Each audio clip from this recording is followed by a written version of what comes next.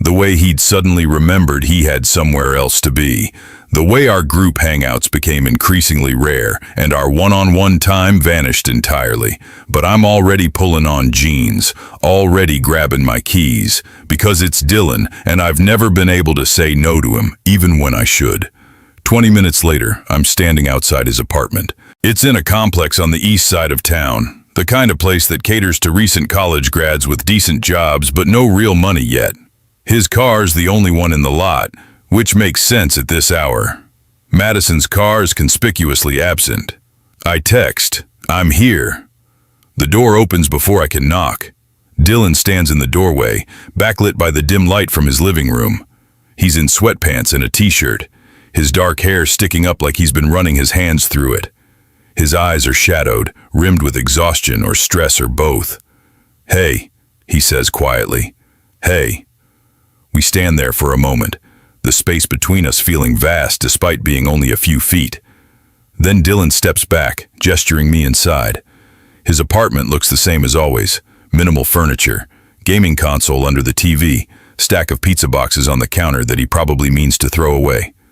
But something feels different. The air is charged, electric with unspoken tension. "You want something to drink?" Dylan asks, already moving toward the kitchen. His voice is too casual, forced. "I'm fine." He nods, fidgeting with the hem of his shirt. I've known Dylan for 6 years. I've seen him drunk, high, heartbroken, furious. I've never seen him like this. Whatever's happening, it's eating him alive. So, I start. When he doesn't speak, "What's going on? Is everything okay with Madison?" Something flashes across his face. "We broke up." The words hit me like a physical blow. "What? When?" 2 weeks ago. 2 weeks. And he didn't tell me. 2 weeks. And this is the first I'm hearing of it. The hurt must show on my face because Dylan flinches. I know.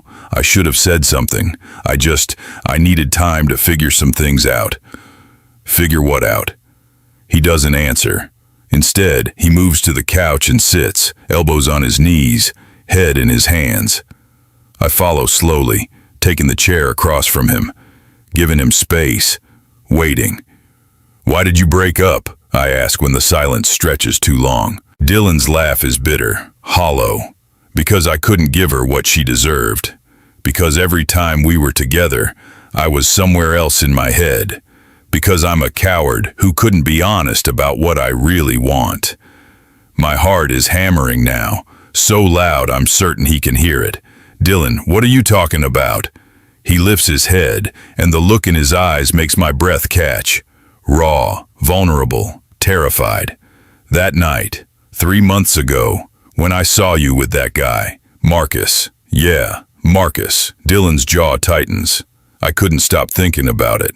About the way you looked at him, the way he looked at you, the way you just existed in that space together, like it was the most natural thing in the world. My throat is dry. I try to swallow, can't quite manage it. "Okay." And I told myself I was angry, that I was disappointed or worried about you or whatever bullshit I could come up with. Dylan stands abruptly, starts pacing. But that wasn't it. That wasn't it at all. Then what was it? He stops, turns to face me. The expression on his face is something I've never seen before. Hunger, desperation, fear. I was jealous, Ethan. I wanted to be him. The room seems to tilt. I grip the arms of the chair, trying to ground myself in something solid. "You wanted to be Marcus? I wanted to be the one you were kissing." The words hang in the air between us, impossible to take back. I can't breathe, can't think. Can only stare at Dylan as he stands there, chest heaving, looking like he just confessed to murder. "I don't understand," I manage. "You're straight. You've always been straight." That's what I kept telling myself. Dylan's voice cracks. "That's what I've been telling myself for years. But ever since that night, I can't stop thinking about it. About you, about what it would feel like to finally stop lying." "Finally?" Dylan moves closer, and I have to tilt my head back to maintain eye contact. There's something predatory in the way he's looking at me now. "Sometimes when you thought I wasn't paying attention, I was." "You think I didn't notice?" he asks quietly. "All those years we were roommates?" You think I didn't see the way you looked at me sometimes when you thought I wasn't paying attention? My face flames.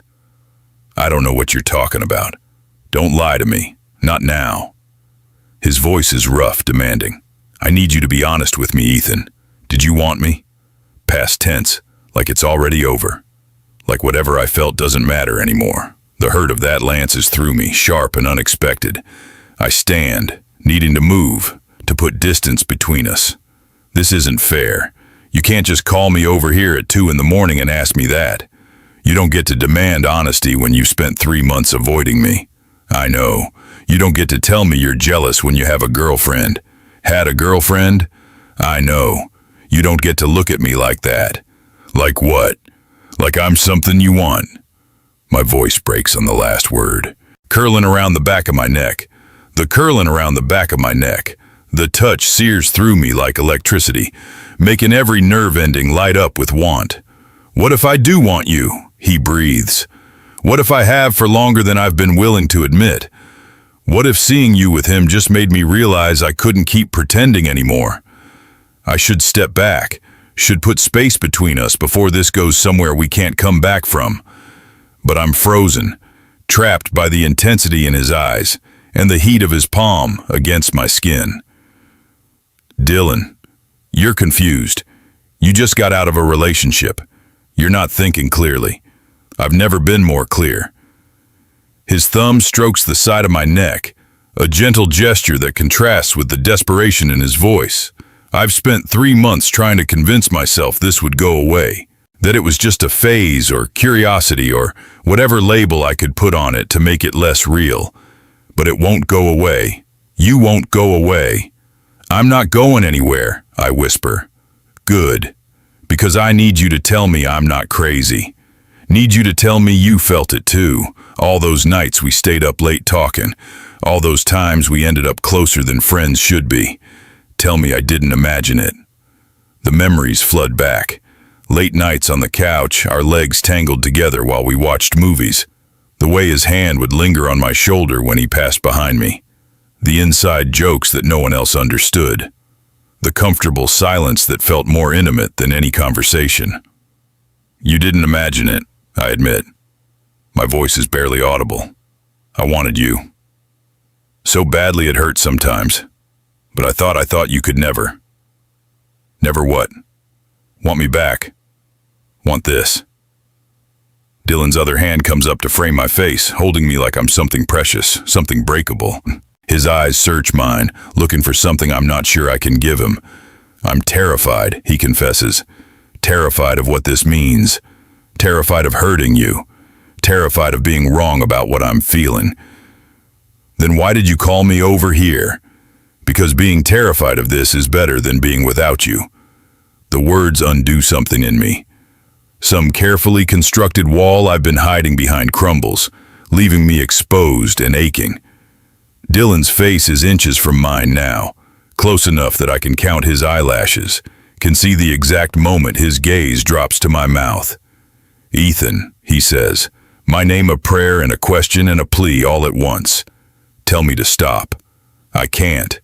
Tell me this is a mistake. I don't think it is. Tell me you don't want this. I've wanted this for years. Dylan makes a sound low in his throat, something between a groan and a gasp. His forehead drops to rest against mine, our breath mingling in the tiny space between us. We stay like that for a heartbeat, 2, 3, the anticipation building until it feels like my skin might split from the pressure. I've never, he starts, then stops. Never done this before. With a guy, I know. I don't know what I'm doing. That's okay. What if I'm bad at it? The vulnerability in his voice makes my chest ache. I bring my hands up to cover his, still cradling my face. You won't be. How do you know? Because it's you. Because I've thought about this enough for both of us. Because I can teach you. His eyes darken at that, pupils dilating with want.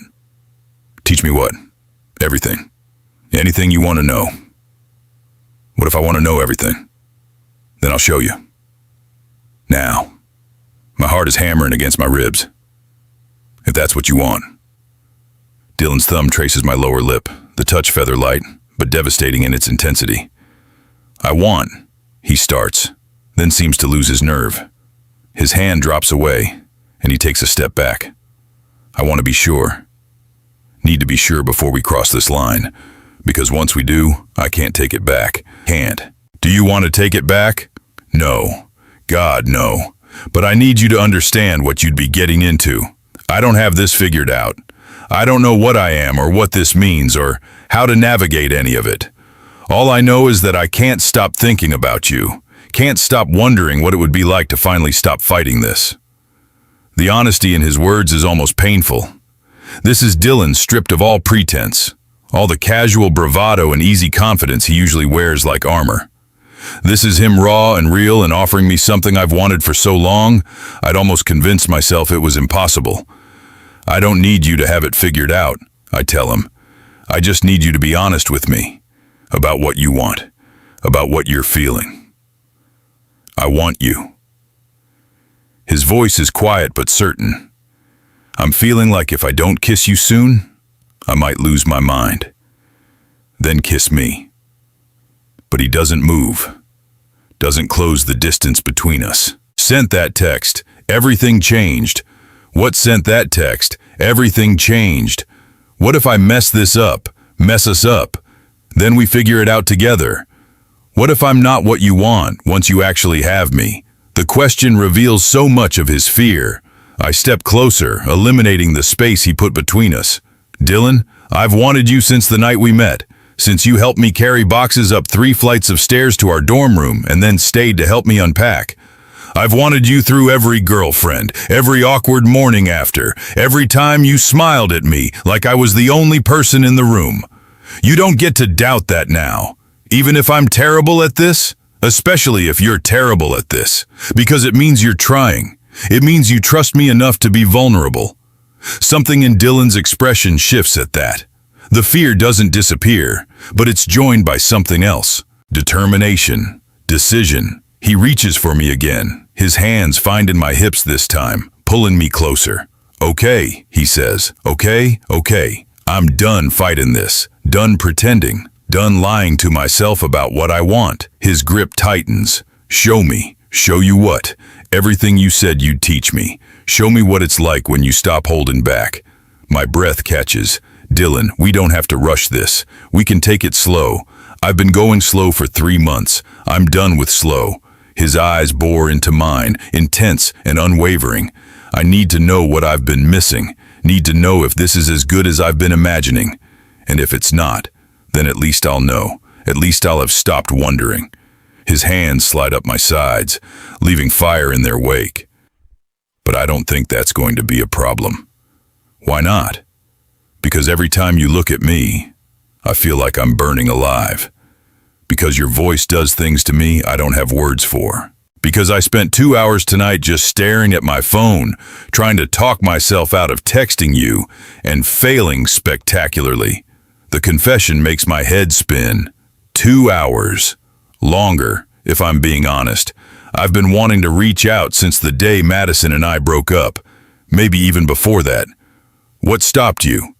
Fear, confusion, the terror of admitting what this means. Dylan's forehead drops to my shoulder, his breath hot against my neck. I'm still terrified, Ethan, but I'm more terrified of losing you, of never knowing what this could be. I bring my hand up to thread through his hair, the strands soft between my fingers. You're not going to lose me. Promise? I promise. He lifts his head, and the look in his eyes steals my breath. Okay, then show me. Please.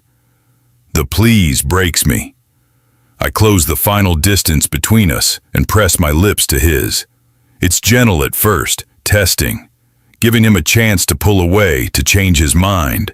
But Dylan makes a sound deep in his chest and kisses me back with a hunger that suggests he's been waiting for this just as long as I have. His lips are softer than I imagined, warm and yielding. He tastes like mint toothpaste and desperation. One of his hands comes up to cup my jaw, angling my head to deepen the kiss. For someone who claims to have never done this before, he's intuitive, following my lead, but adding his own intensity to it. When we finally break apart, both breathing hard, Dylan's eyes are dark with want. "That," he says, voice rough. "I've been imagining that for months. Just that, among other things." His hands are restless now, sliding up my back, pulling me closer. "So many other things I probably shouldn't admit to. Tell me anyway." Dylan's mouth finds my neck, lips and teeth working the sensitive skin there. "I've imagined what you'd sound like, what you'd look like, what it would feel like to finally stop pretending I don't notice how good you smell, or how your voice affects me, or the way my body responds when you're near. How does your body respond?" He takes my hand, presses it against his chest where his heart is racing. Like this. Like I've been running a marathon. Like I can't catch my breath. Like every nerve ending is suddenly awake and screaming for more. I can feel the truth of it under my palm, the frantic rhythm that matches my own. More of what? More of you, more of this.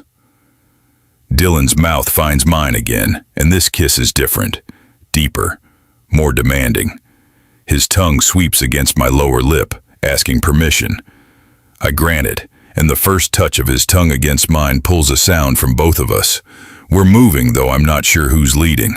Stumbling toward his bedroom, hands exploring, mouths never quite separating. Dylan's back hits the door frame, and he uses the leverage to pull me flush against him. The full body contact is overwhelming, every point where we touch sending sparks through my system. Bed, he manages between kisses. Need you on a bed. We make it 3 more steps before Dylan's legs hit the mattress. He sits, pulling me between his thighs, hands gripping my hips with bruising intensity.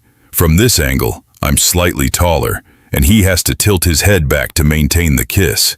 The position gives me control I wasn't sure I'd have tonight. "Is this okay?" I ask, my hands framing his face. "It's perfect." "You're perfect." Dylan's hands slide under my shirt, palms hot against my skin. "Is this okay?" "Yes. God, yes." He pushes the fabric up slowly, giving me time to stop him. When I don't, he pulls it over my head and tosses it aside. His eyes track over my exposed chest, hungry and amazed. "I've seen you shirtless 100 times. Why does this feel so different?" "Because you're finally letting yourself look. I've always been looking. I just pretended I wasn't." His hands map my ribs, my stomach, the curve of my shoulders. "You have no idea how hard it was, living with you. Seeing you fresh out of the shower or first thing in the morning, knowing I couldn't touch, couldn't look too long. The revelation makes me dizzy. All that time, I thought I was the only one struggling. You weren't." Dylan pulls me down into another kiss. This one slower but no less intense. I was just better at hiding it, better at lying to myself. His hands are everywhere now, learning the shape of me through touch. Every caress sends heat pooling low in my belly, makes my breath come faster. When his mouth leaves mine to trail down my throat, I can't stop the sound that escapes. Dylan freezes. "Did I hurt you?" "No, the opposite. You like that?"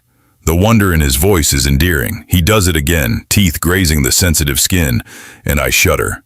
"What else do you like?" "I like you. Like this. Like the way you're looking at me right now."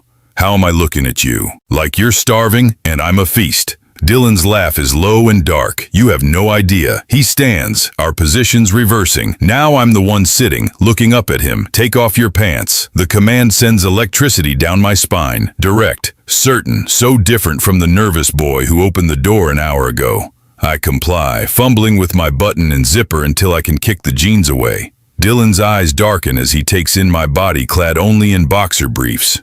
"Christ, Ethan, you're killing me." "Good." My voice comes out rougher than intended. "Your turn." He strips his shirt off in one smooth motion, revealing the body I've tried not to stare at for years. Broad shoulders taper into a trim waist, the suggestion of abs from his regular gym sessions, a light trail of hair disappearing below his waistband. He's gorgeous, and now I'm finally allowed to look my fill. The sweatpants follow, leaving him in dark boxer briefs that do nothing to hide his reaction to all this. He catches me looking and grins, some of his natural confidence returning. "See something you like?" "Maybe." Just maybe? He moves closer, looming over me. I'm going to need a better answer than that. I like all of it. Everything I'm seeing. Everything I'm about to see. Dylan's breath hitches. You sound so sure. So confident. I've had time to imagine this. You're still catching up. Then help me catch up. Show me what happens next. I reach for him, my hands finding his hips, pulling him closer until he's standing between my spread thighs.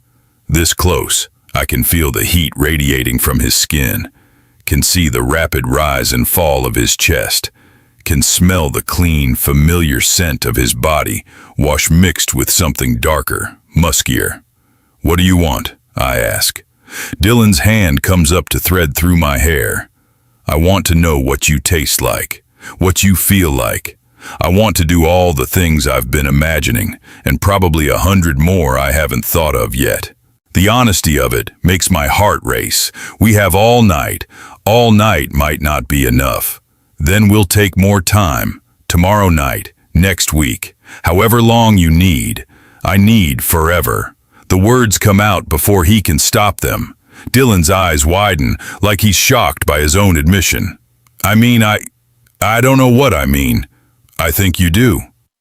Ethan, my name is a plea. Don't make this more than it is. Not yet. I'm barely holding it together as it is. Then don't think. Just feel.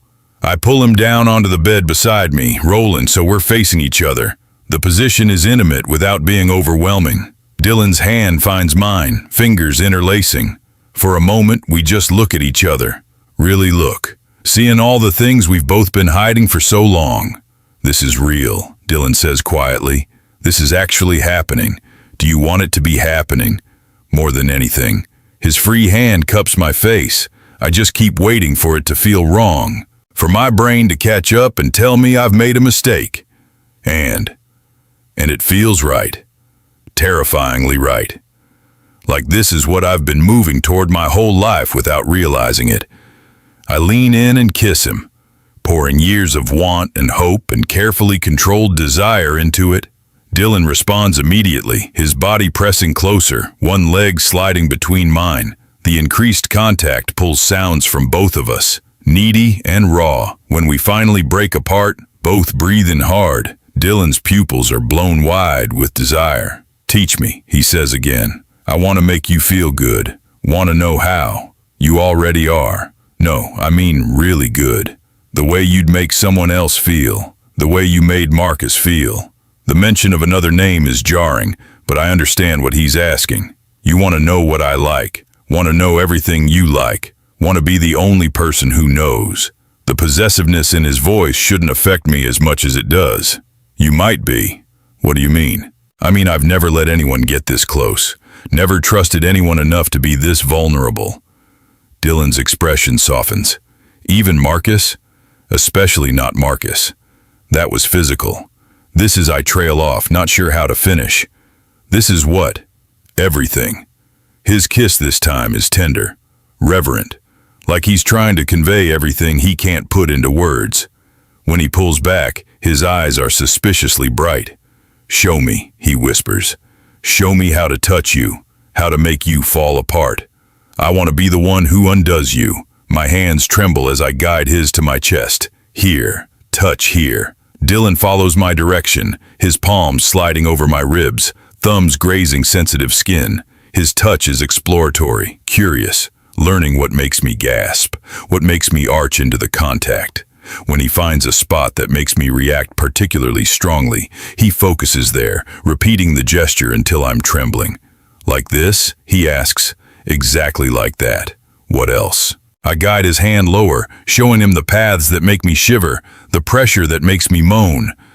Dylan is an attentive student, cataloging every reaction, asking questions when he's unsure. His confidence builds with every sound I make, every time my body responds to his touch. You're so responsive, he murmurs against my skin. Every little thing I do, you react. It's incredible. I've wanted this for so long, wanted you. His mouth finds mine again, and this kiss is different, claiming, possessive. When he pulls back, his eyes are blazing. I'm going to make you forget anyone else ever touched you. Going to learn you so thoroughly that no one else will ever compare. Dylan, say my name again. Like that. Like I'm the only person in the world who matters. You are. You always have been. The confession seems to break something in him. His kiss turns desperate, demanding. His hands are everywhere. Learning, claiming, driving me to the edge of control. When I try to reciprocate, he catches my wrists. Not yet, he says. Let me just focus on you. Why? Because I need to know I can do this. Need to prove to myself that I can make you feel as good as you make me feel, just by existing. The words steal my breath. I relax into his touch, letting him explore, letting him learn, and Dylan takes full advantage, his hands and mouth mapping every inch of exposed skin, finding all the places that make me gasp, make me arch, make me beg. When he finally slides his hand beneath the waistband of my boxer briefs, the touch is electric. I cry out, hips jerking involuntarily. Dylan's eyes are dark with want as he watches my reaction. This okay? He asks. Yes. God, yes. More. Tell me what you need. You. Just you. Dylan strips away the last barrier between us, and for a moment just looks. His gaze is so intense I feel it like a physical touch. Beautiful, he breathes. You're so beautiful, Ethan. A rhythm that makes me see stars. A rhythm that makes me see stars. He maintains it with single-minded focus. Look at me, he commands. I want to see your face when you fall apart. I force my eyes open, meeting his gaze. The intensity there is overwhelming. Raw want mixed with tenderness, mixed with something that looks dangerously close to love. That's it, Dylan murmurs. Let me see you. Let me make you feel this. His name is a prayer on my lips, a plea, a promise. My body tightens, every nerve ending on fire. Dylan seems to sense how close I am because his movements become more focused, more demanding. Come for me, Ethan. Want to watch you come undone. The command pushes me over the edge. Pleasure crashes through me in waves, stealing my breath, blanking my mind to everything, except the feeling in Dylan's eyes on mine, watching every second of it. When I finally come back to myself, I'm trembling, boneless. Dylan's hand is gentle now, soothing rather than demanding. His other hand cups my face, thumb stroking my cheekbone. Okay, he asks softly. I can only nod, still too overwhelmed for words. That was the most beautiful thing I've ever seen. Dylan presses kisses to my temple, my cheek, the corner of my mouth. Thank you for letting me do that, for trusting me. I find my voice finally. Dylan, yeah, I need you to know something. Anything. This wasn't just physical for me. This isn't just attraction or curiosity or whatever you want to call it. This is, I take a shaky breath. This is everything I've been feeling for years. Everything I tried to bury because I thought I could never have it. Ethan, I'm not asking you to know what you want or to have everything figured out, but I need you to know where I stand, what this means to me. Dylan's thumb traces my lower lip, his eyes soft. I know. I think I've always known. That's what made it so terrifying, because I knew if I let myself go there, it wouldn't be casual, wouldn't be something I could walk away from. And now I don't want to walk away.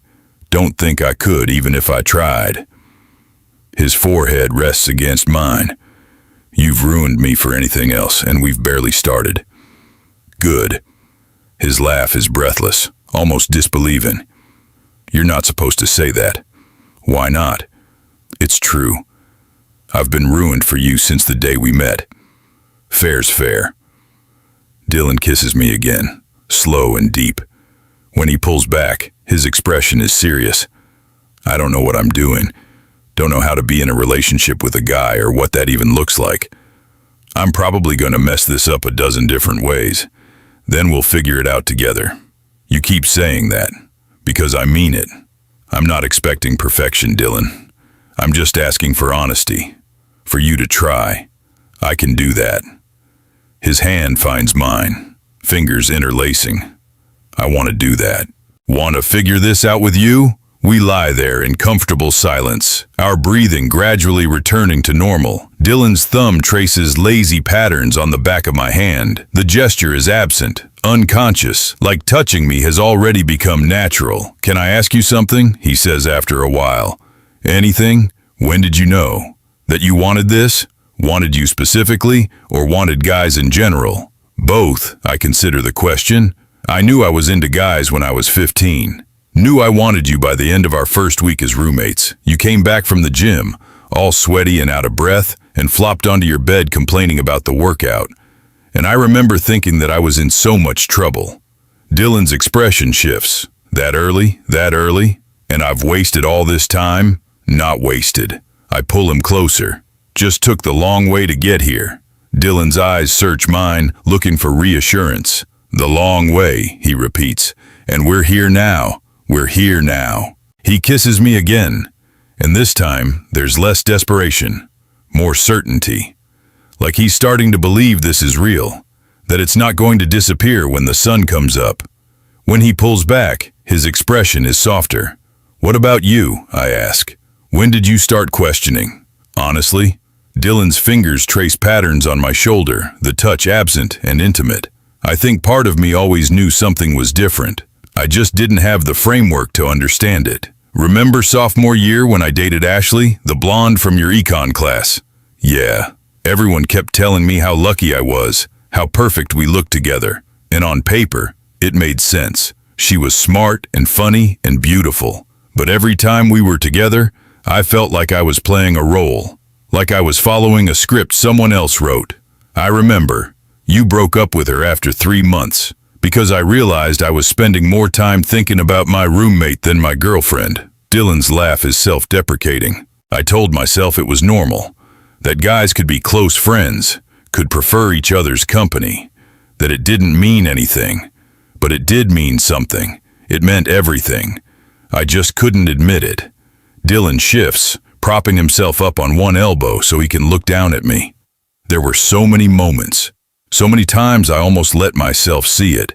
Like that night we stayed up until 4 in the morning talking about nothing and everything.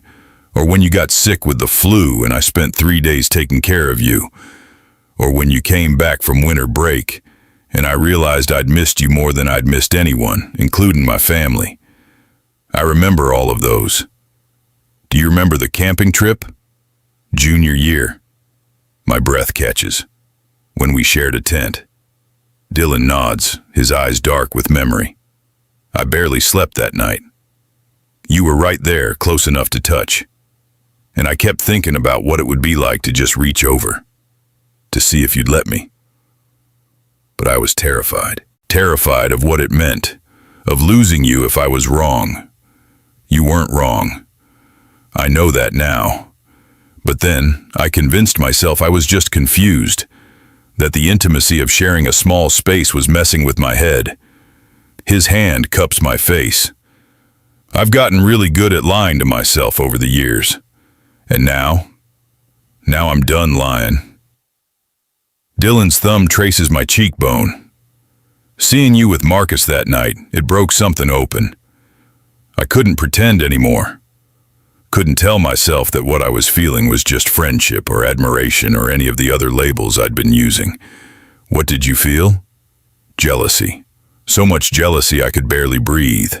And underneath that, this desperate need to be the one touching you, to be the one you chose. Dylan's voice drops lower. I went home that night and couldn't sleep. Kept seeing the way you looked at him, the way he put his hands on you like he had every right. And I wanted to be him so badly it physically hurt. Why didn't you say something then? Because I was still with Madison. Because admitting it felt like admitting I'd been lying to everyone, including myself, for years. Because I didn't know if you'd even want me once you knew how messed up I was about all of this. I've always wanted you, Dylan. Exactly as you are, including the messy parts. His kiss is tender, grateful. We stay like that for a long moment, just holding each other. Then Dylan speaks again, his voice uncertain. What happens now, when morning comes and we have to face the real world? What do you want to happen? I want this, want you, want to figure out what it means to be together. Dylan pauses.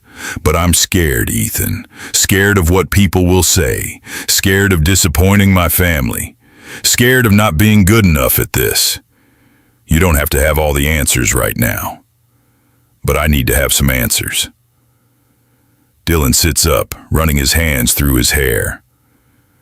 I can't just pretend this doesn't change everything. My parents think I'm straight. My friends think I'm straight. My entire life has been built on this assumption that I'd end up with a woman and have the normal life everyone expected. And now I don't know what I am. Dylan's voice cracks slightly. I know I want you. Know that being with you feels more right than anything I've ever felt with anyone else. But I don't know if that makes me gay or bi or just completely Dylan-specific in my orientation. You don't have to label it if you're not ready, but people will want a label, will want to understand. My mom's going to ask why Madison and I broke up. My dad's going to want to know if I'm seeing anyone. What am I supposed to say? I sit up beside him, taking his hand. You say whatever feels true to you. If you want to tell him about us, we can figure out how to do that together. If you need more time, I understand. This is your journey, Dylan. I'm just along for the ride. But that's not fair to you, keeping you a secret. I've waited 6 years. I can wait a little longer while you figure out what you're comfortable with. Dylan's eyes are bright with unshed tears. How are you so understanding about this?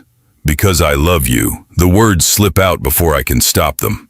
I freeze, waiting for Dylan to panic, to pull away, but he doesn't. Say that again, he whispers. I love you. I've loved you for years, and I'm not going anywhere, no matter how long it takes you to work through this. Dylan's kiss is fierce, almost desperate. When he pulls back, his voice is rough with emotion. I don't know if I'm ready to say it back yet. Not because I don't feel it, but because I need to be sure. Need to understand what I'm feeling before I put that label on it.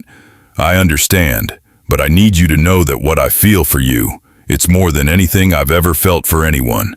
More than Madison, more than Ashley, more than every girl I've dated combined. His hands frame my face. You terrify me and complete me and make me want to be brave enough to face whatever comes next. That's enough for now. We lie back down, Dylan pulling me against his chest. His heartbeat is steady under my ear, reassuring. We don't speak for a long time, just exist in each other's presence. The sky outside the window is starting to lighten, the deep black fading to navy. Ethan? Yeah? Thank you for coming over tonight. For not giving up on me when I was too scared to reach out. I would have waited forever. I know. That's what makes this so terrifying. You deserve someone who's sure, who knows what they want, who can give you everything without hesitation. I deserve you, exactly as you are. Figure it out, Dylan is still my favorite Dylan. His laugh is soft against my hair. Even when I'm a mess, especially when you're a mess, we drift into sleep as dawn breaks, tangled together in a way that feels inevitable. Like this is where we were always meant to end up. When I wake, sunlight is streaming through the curtains and Dylan is watching me. His expression is soft, open in a way I've never seen before. Hi, he says quietly. Hi, how long have you been awake? About an hour. I couldn't sleep. Kept thinking about everything. Good thoughts or bad thoughts? Both. Dylan's finger traces the line of my jaw. Good because I got to look at you. Bad because I kept spiraling about what comes next. Want to talk about it? He nods, sitting up and pulling me with him. We need to figure out the practical stuff, like what are we? Are we dating? Are we just seeing where this goes? What do we tell people? What do you want to tell people? Dylan considers this. I want to tell them you're mine, that we're together. But I'm terrified of the fallout. What kind of fallout? My parents are conservative, not violently so, but they have very specific ideas about how life should look. Dylan's jaw tightens. My dad's going to have questions. My mom's going to worry. And my brother, God, Tyler's going to have a field day with this. Have you talked to any of them since you and Madison broke up? Not really. I've been avoiding their calls, which is only making it worse. My mom's left like 6 voicemails asking if I'm okay. You're going to have to talk to them eventually. I know. Dylan runs his hands through his hair, a gesture I recognize as stress. What if they don't accept it? What if this ruins my relationship with them? Then that's on them, Not you. But Dylan, you might be surprised. People can grow and change when they're faced with someone they love, or they can dig in their heels and make it hell. The fear in his voice breaks my heart. I pull him close, holding him tight. Whatever happens, you won't face it alone. I promise you that. Dylan clings to me like I'm a lifeline. I'm not good at this, at being vulnerable, at asking for help. You're doing it right now, under duress. No, by choice. You could have kept all of this locked inside. To meet his eyes. What do you need from me to meet his eyes? What do you need from me right now? Not what you think you should need, what you actually need. Dylan thinks about this. I need time. Need to wrap my head around what this means for my life. But I also need you to be patient with me while I figure it out. And I need you to tell me if I'm being an idiot, or hurting you because I'm too scared to move forward. I can do that. You promise? Because I might be really bad at this. Then we'll figure it out together. That's what people do when they care about each other. Dylan's kiss is soft, grateful. How did I get so lucky? You sent a text at 2 in the morning. That's all it took. Best decision I ever made. We spend the rest of the morning in bed, talking through logistics and fears and hopes. Dylan opens up about the pressure he's felt his entire life to fit a certain mold, about how exhausting it is to constantly perform heterosexuality when it never felt natural, about the relief of finally being honest, even if it's terrifying. I share my own experiences, coming out to my parents at 16, the initial shock and eventual acceptance, the years of navigating a world that wasn't always kind to people like me, the loneliness of wanting Dylan while thinking I could never have him. By the time we finally get out of bed, it's past noon. Dylan makes breakfast while I shower, and when I emerge, he's plated eggs and toast with surprising domesticity. You cook now? I tease. I've always been able to cook. You just never let me because you said my scrambled eggs were too wet. They were too wet. They were perfect. You just have weird egg preferences. The normalcy of the banter settles something in my chest. This is still us. Still the easy friendship we've always had, just with an added dimension. After we eat, Dylan's phone buzzes with a text. He glances at it and grimaces. Madison? My mom. She wants to know if I'm coming to family dinner on Sunday. That's in 2 days. I know. Dylan sets the phone down. I've been avoiding it, but I can't anymore. I need to tell them about Madison, and maybe, if I'm feeling brave, about you. You don't have to tell them everything at once, but I want to rip the Band-Aid off. Dylan meets my eyes. Will you come with me? The request catches me off guard. To family dinner? Yeah, I know it's asking a lot, and you can absolutely say no, but having you there would make it easier, would make it real. Dylan, are you sure? Meeting the family is a big step, especially under these circumstances. I'm not sure about anything except that I want you there. Want them to see what I'm choosing, who I'm choosing. The conviction in his voice makes my decision easy. Okay, I'll come. The relief on his face is palpable. Thank you. Dylan pulls me into a hug.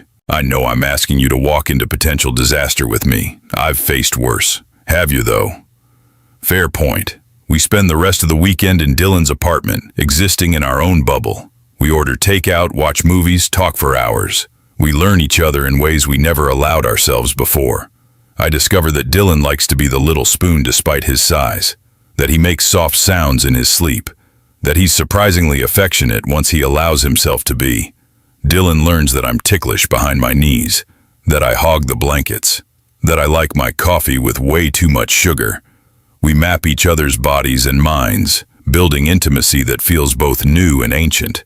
Sunday arrives too quickly. Dylan is a nervous wreck, changing his shirt 3 times before settling on a blue button-down that brings out his eyes.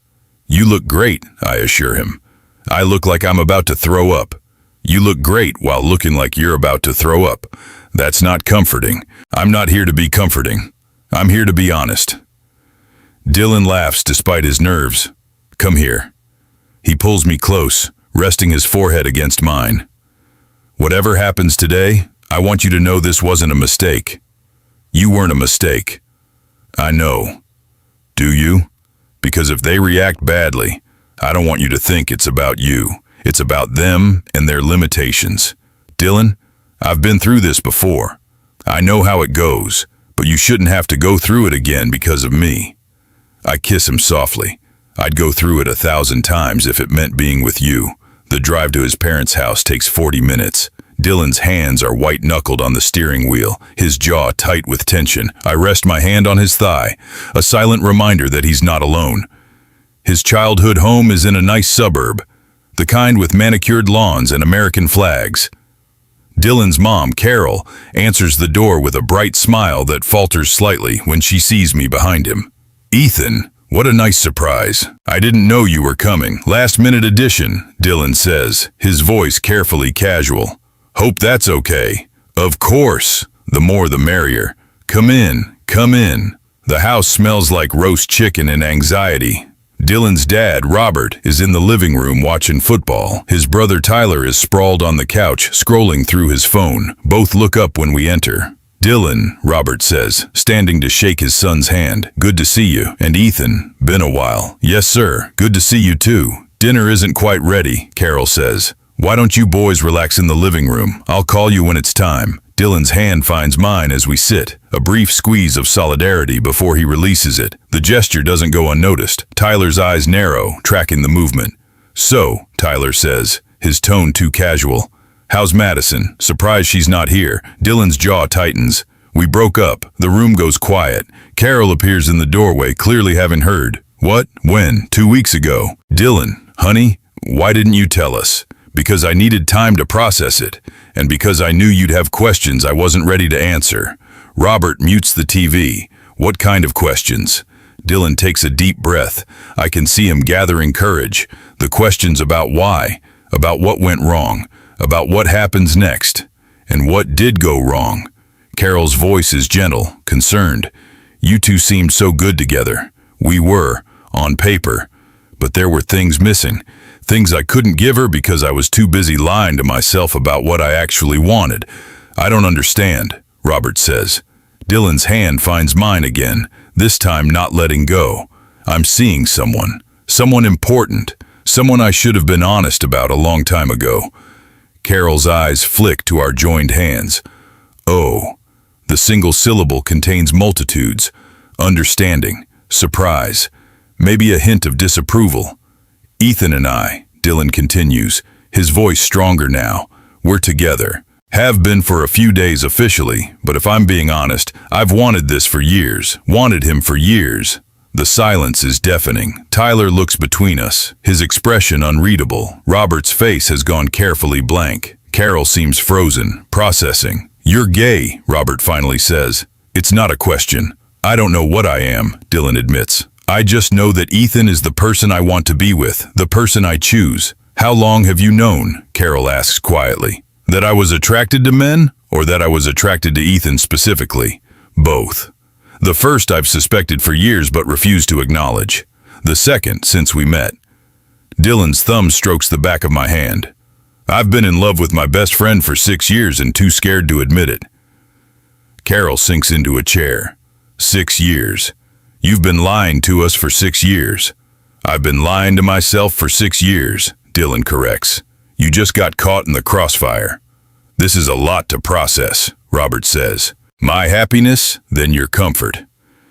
That's not the point. I'm not trying to make you feel bad. I'm trying to make you feel good. I'm trying to make you feel like you're not alone. I'm trying to make you feel like you're not the only one who feels this way. I'm trying to make you feel like you're not the only one who feels this way. I'm trying to make you feel like you're not the only one who feels this way. I'm trying to make you feel like you're not the only one who feels this way. I'm trying to make you feel like you're not the only one who feels this way. I'm trying to make you feel like you're not the only one who feels this way. I'm trying to make you feel like you're not the only one who feels this way. I'm trying to make you feel like you're not the only one who feels this way. I'm trying to make you feel like you're not the only one who feels this way. I'm trying to make you feel like you're not the only one who feels this way. I'm trying to make you feel like you're not the only one who feels this way. I'm trying to make you feel like you're not the only one who feels this way. I'm trying to make you feel like you're not the only one who feels this way. I'm trying to make you feel like you're not the only one who feels this way. I'm trying to make you feel like you're not the only one who feels this way. I'm trying to make you feel like you're not the only one who feels this way. I'm trying to make you feel like you're not the only one who feels this way. I'm trying to make you feel like you're not the only one who feels this way. I'm trying to make you feel like you're not the only one who feels this way. I'm trying to make you feel like you're not the only one who feels this way. I'm trying to make you feel like you're not the only one who feels this way. I'm trying to make you feel like you're not the only one who feels this way. I'm trying to make you feel like you're not the only one who feels this way. I'm trying to make you feel like you're not the only one who feels this way. I'm trying to make you feel like you're not the only one who feels this way. I'm trying to make you feel like you're not the only one who feels this way. I'm trying to make you feel like my happiness, then your comfort. That's not fair, Carol says. This is a shock. You can't blame us for needing time to adjust. I'm not asking you to adjust immediately. I'm asking you to not make me regret being honest. Dylan stands, pulling me up with him. Ethan is important to me, the most important person in my life, and I need you to respect that, even if you don't understand it. Tyler speaks for the first time. Dude, this is wild. I mean, I had no idea. That was kind of the point, Dylan says dryly. But like, you're sure? This isn't just a phase or whatever? Tyler, Carol warns. It's fine, Dylan says. And no, it's not a phase. This is who I am, who I've been. I'm just finally being honest about it. Robert stands, moving toward the kitchen. I need a minute. Carol follows him, leaving us alone with Tyler. Dylan's brother studies us for a long moment. So you two are actually together. Like, together? Yes, Dylan says. Huh. Tyler shrugs. I mean, it's weird, but I guess I always thought Ethan was a good guy. Better than some of the girls you've dated. The casual acceptance catches me off guard. Dylan laughs, the sound half relief, half disbelief. Thanks. Don't thank me yet. Mom and Dad are going to be weird about this for a while. Tyler glances toward the kitchen, but they'll come around. They always do. Just give them time to freak out first. Carol returns, her eyes red. Dinner's ready. We should eat. The meal is awkward, conversation stilted and careful. Robert barely speaks, pushing food around his plate. Carol asks polite questions about work and life, but avoids anything too personal. Dylan's hand finds mine under the table, seeking reassurance. I try to help, filling silences with stories about work, about mutual friends. Anything to ease the tension. But every word feels forced, and I can see Dylan struggling with the weight of his parents' discomfort. This chicken is delicious, Mrs. Morrison, I offer. Carol gives me a tight smile. Thank you, Ethan. I'm glad someone's enjoying it. The barb isn't lost on Dylan. He sets down his fork with more force than necessary. Mom, that's not fair. What's not fair is being blindsided by this, Carol says, her careful composure cracking. You could have prepared us, given us some warning before just showing up with a boyfriend. I didn't know how to tell you, Dylan admits. Every time I tried to imagine this conversation, I froze. So you just decided to ambush us instead? I decided to be honest. Finally. Dylan's jaw tightens. I'm sorry if the timing wasn't perfect, but there was never going to be a good time for this. Robert finally speaks. What about Madison? Did you love her at all, or was that entire relationship a lie? The question hits Dylan visibly. I cared about Madison, deeply. She's a good person, and she deserved better than someone who was lying to himself about what he wanted. So you were lying, Robert says. Yes. To her, to you, to everyone, including myself. Dylan's voice breaks slightly. I was trying to be what everyone expected, trying to fit into the life you wanted for me. but I couldn't do it anymore. Carol's eyes fill with tears. We never pressured you to be anything. You didn't have to. Dylan looks at her. Every conversation about my future included a wife and kids. Every comment about settling down assumed I'd end up with a woman. The pressure was always there, even if you didn't mean it to be. The silence that follows is heavy. Tyler shifts uncomfortably, looking between his parents and Dylan. I think, Tyler says carefully, what Dylan's trying to say is that he's asking you to see him. Really see him. Not the version you imagined, but the person he actually is. Robert looks at his younger son, surprised. Tyler continues, and yeah, it's different from what you expected. But Dylan's still Dylan. He's still your son. He still calls Mom every Sunday, even when you drive him crazy. He still helps Dad with the yard work every spring. He's still the guy who taught me to ride a bike and covered for me when I snuck out junior year. The only thing that's changed is you know the truth now. Carol wipes her eyes. When did you get so wise? I have my moments. Tyler looks at Dylan. Plus, I've known for like a year anyway. Dylan's head snaps up. What? Dude, you're not as subtle as you think. I saw the way you looked at Ethan at my graduation party. Saw the way you'd find excuses to mention him. I just figured you'd tell me when you were ready. The revelation seems to shift something in the room. Robert looks at Dylan with new eyes. A year, he says quietly. You've been carrying this alone for a year. Longer than that, Dylan admits. But yes, the last year has been particularly hard. Why didn't you come to us? Carol asks. We're your family, because I was terrified of this, of disappointing you, of changing how you see me. Dylan's voice is thick with emotion. You're my parents. Your opinion matters. And I didn't know if I could handle it if you rejected me. Robert stands, moves around the table. For a moment, I tense, ready to intervene. But then he pulls Dylan into a tight hug. You're my son, Robert says roughly. Nothing changes that. Nothing could change that. I might not understand this yet. Might need time to wrap my head around it. But you're my boy, and I love you. Dylan collapses into his father's arms, years of fear and tension releasing in a sob. Carol joins them, her arms wrapping around both. Tyler catches my eye and nods toward the kitchen, giving them privacy. In the kitchen, Tyler hands me a beer. That was intense. Yeah, I accept the bottle gratefully. For what it's worth, I think you're good for him. Tyler leans against the counter. I've never seen Dylan this sure about anything. He's always been the guy who overthinks everything, second guesses himself constantly. But with you, he's certain. That means something. It means everything to me. Good.